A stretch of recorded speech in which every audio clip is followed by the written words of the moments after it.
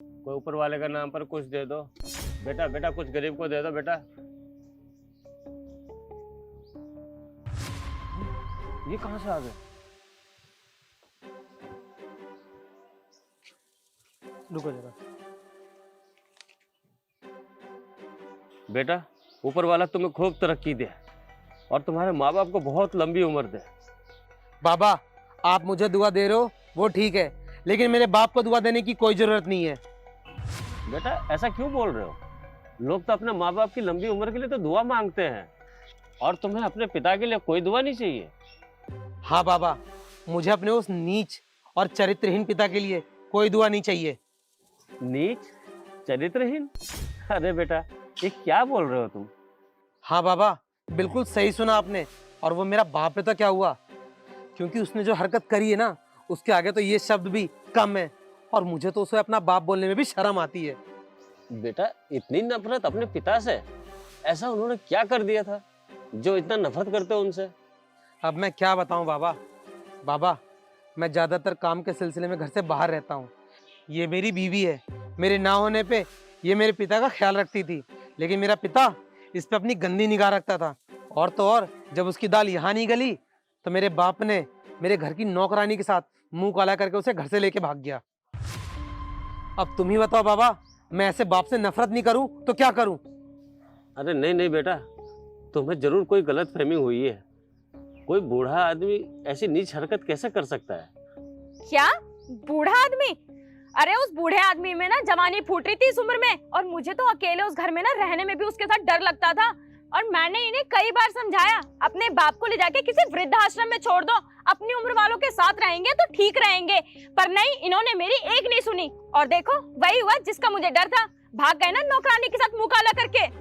बेटा तुम्हारे पापा घर से भागे हैं ये तुम्हें किसने बताया? क्या तुमने अपने आंखों से देखा था? अरे बाबा, मैं तो काम के सिलसिले में घर से बाहर था। मेरी बीवी ने बताई उनकी सारी काली करतूत। बेटा तुम्हारी बीवी तुमसे झूठ बोल रही है। बाबा, आपका दिमाग खराब हो गया क्या? भला मेरी बीवी मुझसे झूठ क्यों बोलेगी, और आप ये सब क्यों बोल रहे हैं? क्योंकि बेटा पापा आप? हाँ मैं घर से भागा नहीं था।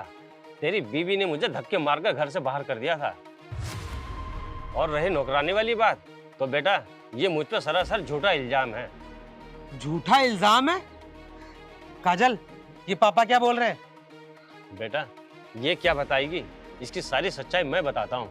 जब तू काम के सिलसिले से बाहर रहता था तब ये बहू देखना, ये मेरे चश्मे को। पापा आप?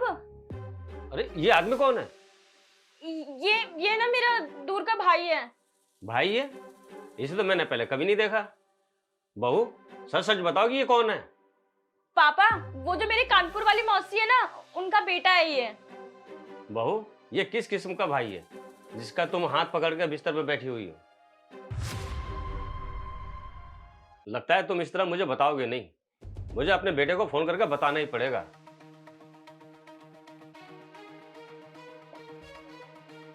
सुन बे बुड्ढे, ये ना मेरा बॉयफ्रेंड है, और अगर तूने अपने बेटे को हमारे बारे में बताने की कोशिश भी की ना, तू तो जाएगा जाएगा, तेरा बेटा भी जान से जाएगा, समझा? नहीं नहीं, मेरे बेटे को कुछ मत करना, मैं किसी को कुछ नहीं बताऊंगा। चल, तू तो बहुत समझदार निकला। अब एक काम कर, अपना बोरिया बिस्तरा उठा और भाग यहाँ से। लेकिन बहू मैं इस उम्र में कहाँ जाऊंगा? ओ बुड्ढे, तू कहीं पे भी जाके मर, लेकिन इस घर में मत आइयो। चल निकल यहाँ से। चल निकल यहाँ से। और बेटा जब से इसने मुझे घर से बाहर निकाला तब से मैं दर दर की ठोकरें ही खा रहा हूँ। काजल, क्या पापा जो कुछ बोल रहे हैं वो सब सच है? काजल, मैं तुमसे पूछ रहा हूँ, बताओ मुझे। हाँ, तुम्हारा बाप जो कुछ भी कह रहा है ना, बिल्कुल सच कह रहा है। मैंने तुम्हारे बाप के ऊपर झूठा इल्जाम लगा के ना उन्हें घर से बाहर निकाला था। पर काजल, तुमने ऐसा क्यों किया? हाँ तो और क्या करती मैं? तुम तो खुद ऑफिस के काम के सिलसिले में घर से पूरा पूरा महीना घर से गायब रहते थे, लेकिन मुझे तो किसी की जरूरत थी, मुझे तो किसी का प्यार चाहिए था जो तुम मुझे नहीं दे रहे थे, तो बस इसीलिए मैंने दूसरा ऑप्शन ढूंढ लिया। अच्छा, तो तूने अपना दूसरा ऑप्शन ढूंढ लिया? तो फिर तू एक काम कर, आज के बाद अपने दूसरे ऑप्शन के साथ रही हो, क्योंकि जो तूने मेरे साथ किया ना, वो तो मैं एक वक्त को भुला भी देता, लेकिन जो तूने मेरे पिता के साथ किया है उसके लिए मैं तुझे कभी माफ नहीं करूंगा। दूर हो जा मेरी नजरों के सामने से। चलो पापा।